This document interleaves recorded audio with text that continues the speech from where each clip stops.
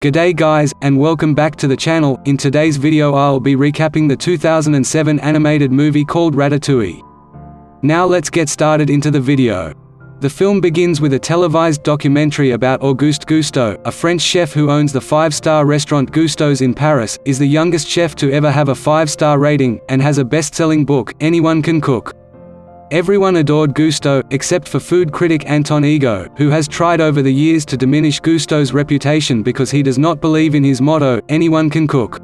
The film then switches to Remy, a young rat who lives with his brother Emile and a pack led by his father Django in the attic of a French country house owned by an old woman.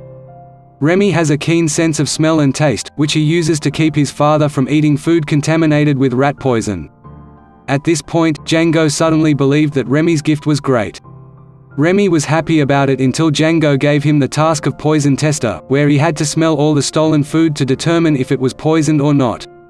Unlike the other rats, Remy doesn't like garbage food and is fascinated by humans, much to Django's chagrin. Django forbids Remy to go into the kitchen, where all the food isn't poisoned, and stay away from the humans because they're dangerous. But Remy ignores this and goes into the kitchen of the house and watches a documentary by Gusteau, from which Remy is greatly inspired. The next day Remy discovers a mushroom, which he cooks with the help of Emile with the cheese Emile found on the roof of the house. However, lightning strikes them, but he also cooks the mushroom that Remy has prepared and that Remy likes very much.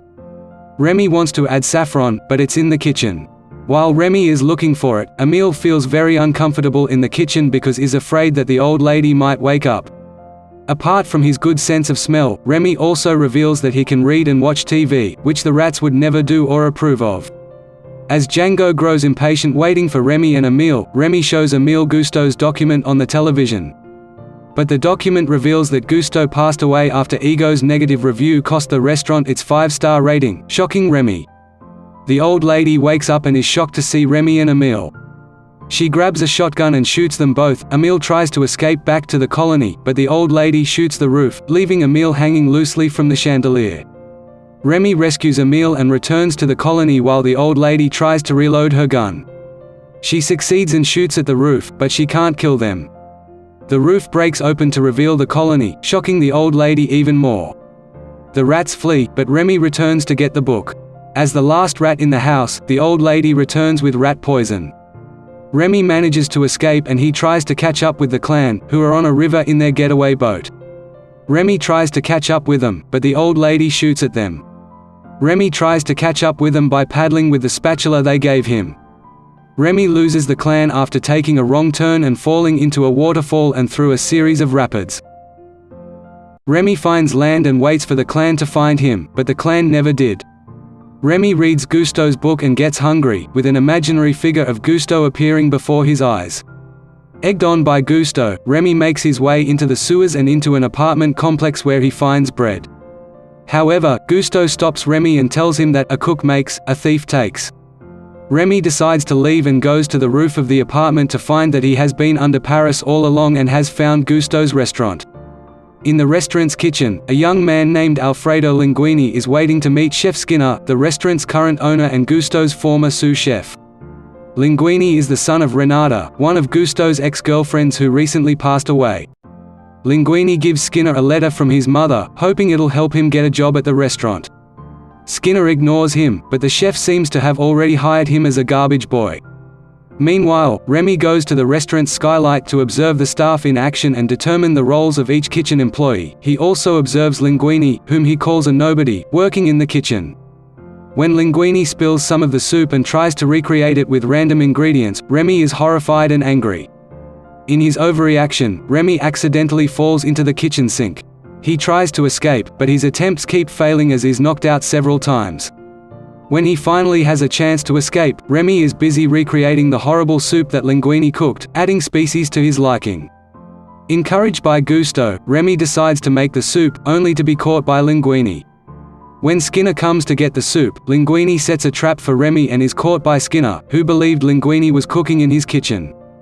However, during the confrontation, someone took some of the soup to serve to a guest. Observing the guest's reaction to the soup, Skinner believed the soup had failed and angrily fired Linguini until the guest asked for the cook. The guest turned out to be Celine Leclerc, a food critic who liked the soup and thought it was a success. Skinner doesn't believe Linguini actually makes the soup and is on the verge of firing him. However, Colette, the only female chef on the team, convinces Skinner to keep Linguini because she believes is behind the soup's success. She also reminds Skinner of Gusteau's motto and that the restaurant would lose its reputation if he were fired after Leclerc writes the review about it. Skinner decides to keep Linguini and have Colette watch him. When Remy tries to escape, he's discovered by Skinner. Linguini locks Remy in a jar and Skinner orders him to kill him outside the kitchen. Linguini goes to the river to drown Remy. But Linguini stops and realizes that Remy is the creator of the soup and asks him if he can help him restore it. Linguini frees Remy, but Remy escapes. Remy returns to Linguini, however, and realizes that he cannot abandon him and that he saved him from drowning. The next day, Remy and Linguini have a hard time overcoming their language barrier until Remy starts pulling Linguini's hair to control his limbs like a puppet. The two successfully meet the challenges Skinner has devised. He worries about Linguini's talent and finds out that Linguini is actually Gusteau's son and the rightful owner of the restaurant. This revelation would ruin Skinner's plans to use Gusteau's name to market a line of microwave dishes. He calls his lawyer, who confirms that Linguini is Gusteau's son by finding a hair in the late chef's cap. Skinner faces the dilemma of not being able to fire Linguini without it looking suspicious. His lawyer advises him to wait until the deadline for Gusteau's will has passed before firing him. However, Remy discovers the documents and takes them to Linguini, who then fires Skinner and takes control of the restaurant. Linguini and Colette even develop a romantic relationship, leaving Remy feeling left out and taken for granted. Remy finds a meal in the restaurant's trash, and Remy is reunited with the pack. Django warns Remy that humans and rats will never get along, but Remy doesn't believe him. Meanwhile, Remy reluctantly feeds Emile and his friends by stealing from the kitchen pantry during the nights. A short time later, Anton Ego announces that he'll review the restaurant again the next day due to its increasing success. Linguini, under the pressure of Ego's impending arrival, clashes with Remy, whereupon Remy retaliates by ordering a raid on the kitchen that night. Linguini catches the rats in the act and chases them all away, including Remy, threatening to treat him the way restaurants always treat rats should he return. Remy is crestfallen and is captured by Skinner. In the cage, Remy has a final conversation with his phantom Gusteau, who tells him that he never needed his guidance, and at that moment he's freed by Django and Emile. Remy returns to the kitchen, where a distraught Linguini apologizes and asks Remy to help him again. Linguini then reveals the truth about Remy, leading to a mass dismissal of the heartbroken staff. Colette later returns after remembering Gusteau's motto. Impressed by his son's determination, Django organizes the rest of the pack to help in the kitchen. They throw Skinner and a health inspector bound and gagged into the freezer when they try to interfere. Linguini uses roller skates to wait on all the tables by himself, while Remy and Colette work together to prepare a variation of Ratatouille for Ego. Ego is delighted with the dish, which brings back childhood memories of his mother's cooking, and asks to see the chef. Linguini and Colette wait until all the other guests have left to introduce Remy to Ego.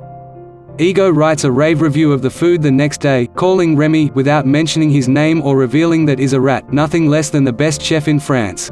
After Skinner and the health inspector are released, the restaurant is closed shortly thereafter, causing Ego to lose his job and credibility for praising a restaurant full of rats. However, he eagerly funds a new bistro run by Linguini and Colette where both humans and rats can dine and Remy can continue to cook. At the end of the film, we see a long line outside the restaurant and a sign with a rat wearing a chef's hat and holding a spoon, with the name, La Ratatouille, underneath, as the colony of rats settles into their new home in the attic of the bistro. Thank you for watching and I'll see you guys in the next video. Take care.